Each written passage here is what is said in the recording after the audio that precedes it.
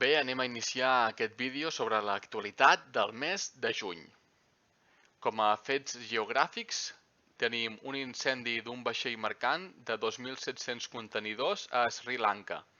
Aquest vaixell transportava 25 tones d'àcid nítric, hidròxid de sodi, que és sosa càustica, i altres productes químics perillosos, a més de 300 tones de combustible i 28 contenidors carregats amb grànuls de plàstic. El volcà Etna entra en erupció.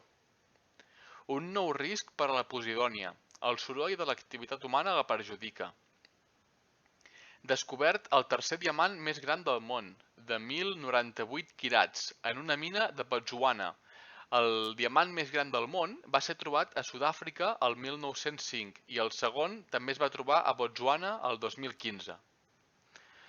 Troben part d'un esquelet de linx ibèric que va viure fa 1 milió d'anys al jaciment paleontològic de la Serra de Cuivas, a Múrcia.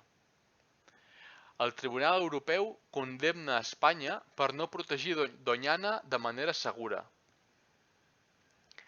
La calor rècord a Canadà, 49,6 graus centígrads, i provoca la mort de més de 200 persones. Pel que fa a notícies rellevants, tenim el primer assaig internacional sobre l'efecte en embarassades de la vacuna anticovid encarregat per Pfizer, en què participen l'Hospital Vall d'Hebron i Sant Pau. L'Organització Mundial de la Salut simplifica els noms de les variants del coronavirus.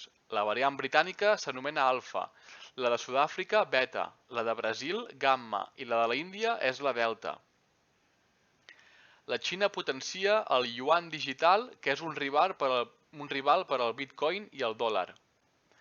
Brahim Gali ha retornat cap al Sàhara Occidental després d'haver estat ingressat un mes i mig en un hospital de Logroño per rebre tractament contra la Covid-19 i després de declarar a l'Audiència Nacional. L'escriptor Ildefonso Falcones a judici acusat d'un frau d'1,4 milions a Hisenda. Eviten que una nena de 12 anys, la Noa, de Sabadell, quedi cega amb una teràpia genètica pionera, l'Uxturna, de la companyia Novartis. Nestlé reconeix que més del 60% dels seus productes no són saludables. Els líders del G7 prometen 1.000 milions de vacunes als països en desenvolupament el 2022. 3 dies de reunions a Cornualla han significat el retrobament dels Estats Units i Europa amb acords sobre les vacunes o la pressió cap a la Xina. El mateix G7 posa en el punt de mira el mètode Amazon per estalviar-se impostos.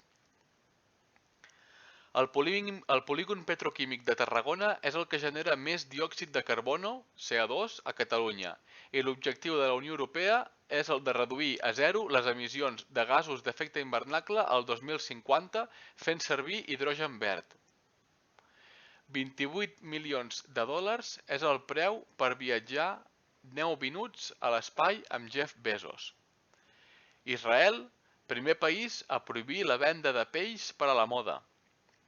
Judit Culell serà la nova presidenta de l'Acadèmia del Cinema Català. El nou govern israelià trenca l'alt el foc amb un bombardeig sobre Gaza durant la Marxa de les Banderes. Localitzat a Andorra, un compte vinculat al rei emèrit operatiu entre 2006 i 2016. L'advocacia de l'Estat no acusa Jordi Pujol i només demana presó per als seus dos fills, Jordi i Josep. Hongria veta parlar d'homosexuals i trans a l'escola i els assimila als pedòfils. Sánchez anuncia que la mascareta no serà obligatòria al carrer a partir del 26 de juny. Els Estats Units declaren festiu el 19 de juny per celebrar la fi de l'esclavitud. La icona pop François Hardy, malalta de càncer, clama per la legalització de l'eutanàsia. L'oci nocturn reobre després de 15 mesos tancat. La llei trans, desbloquejada, permetrà la lliure determinació de gènere als 14 anys.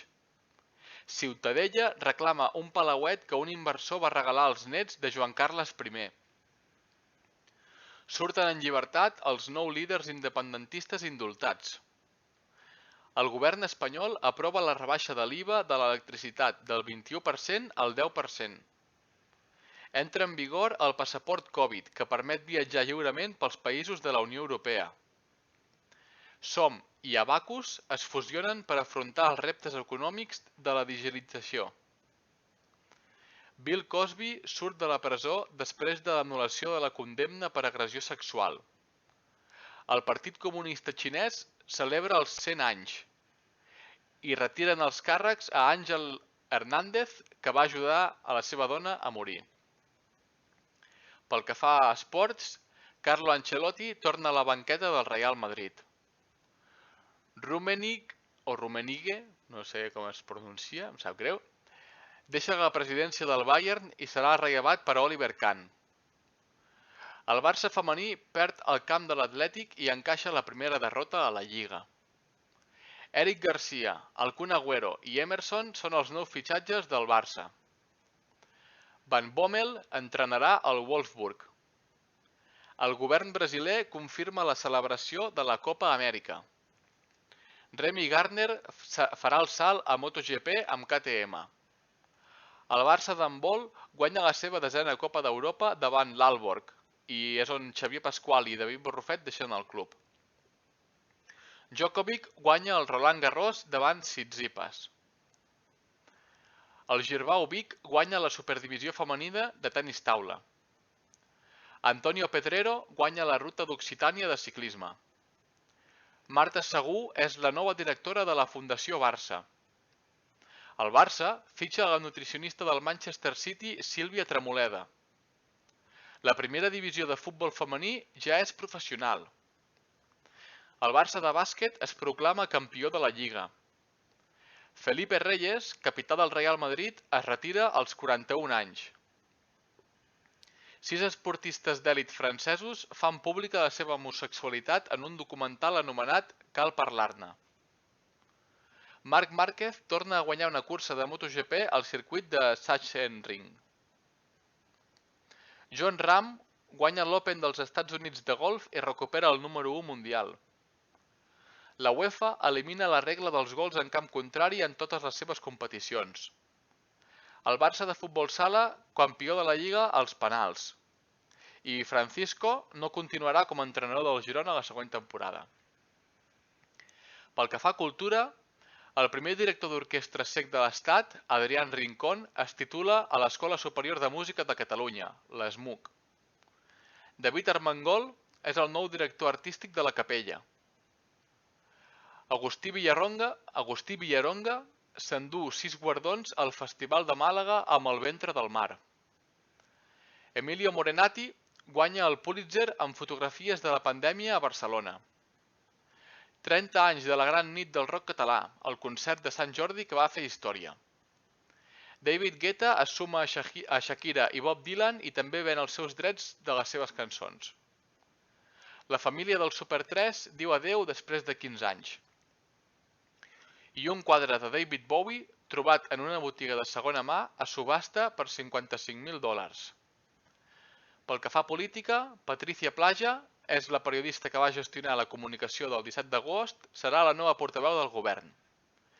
Ione Belarra ha pres el relleu de Pablo Iglesias com a líder de Podem. Israel investeix Naftali Bennett i posa fi a 15 anys de mandat de Netanyahu.